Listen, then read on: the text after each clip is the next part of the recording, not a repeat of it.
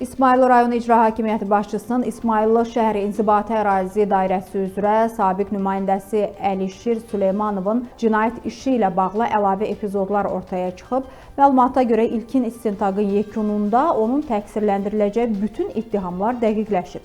Süleymanova qarşı daha əvvəlki təkrar və külli miqdarda rüşvət alma ittihamlarına əlavə olaraq külli miqdarda mənimsəmə və ya israf etmə, vəzifə səlahiyyətlərindən sui-istifadə və vəzifə saxtakarlığı maddələri üzrə yeni ittihamlar irəli sürülüb.